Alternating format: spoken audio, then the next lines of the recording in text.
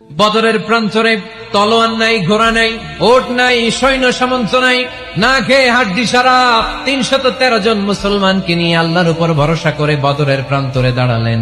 আর ওইদিকে কাফেরদের সৈন্যবাহিনী ছিল 1000। মুসলমান কয়জন? মাত্র 313 জন।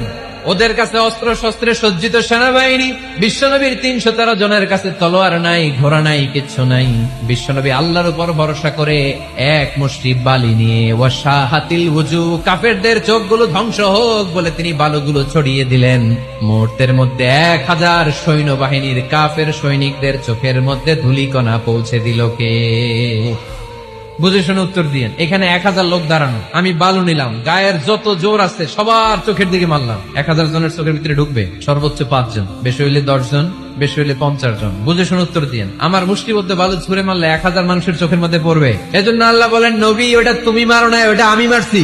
নবী, হে বালু তুমি ঠিকই তোমার হাতে নিয়েছো, কিন্তু আমি আল্লাহ নিজ দায়িত্বে 1000 কাফেরের চোখের ভেতরে বালুগুলো পৌঁছে দিয়েছি। সুনানে তিরমিজির বর্ণনায় আল্লাহর হাবিব সাল্লাল্লাহু আলাইহি ওয়াসাল্লাম বললেন, হাদিসে কুদসি কিয়ামতের দিন বান্দার যখন ফরজে ঘাটতি হবে, কিসে ঘাটতি হবে? ফরজে। আল্লাহ পাক বলবেন, উনজুরু হাল্লি আবদি মিন তাতাওয়ু, ও ফেরেশতারা দেখো তো আমার বান্দা নফল করছে কিনা। ফরজে যেহেতু তার ঘাটতি, দেখো তো আমার বান্দার কোনো নফল ইবাদত আছে কিনা। ফেরেশতারা বলবে আছে। আল্লাহ বলবেন, তাহলে ফরজগুলার যেহেতু ঘাটতি, নফল থেকে কিছু এনে ফরজে বসায় দিয়ে ওগুলোর ফরজ বানায় দাও। নফল করে আল্লাহর কাছে যাওয়া যায়। নফল হচ্ছে ওভারটাইম।